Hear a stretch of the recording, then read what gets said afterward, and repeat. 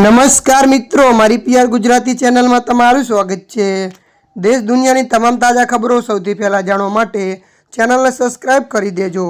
મિત્રો, અત્યારે હાલની સૌથી મોટી અને દુઃખદ ખબર સામે આવી રહી છે। જી હા મિત્રો, આપને જણાવી દઈએ કે ગાઝા પર ફરી ભયાનક હુમલો, 93ના મોત।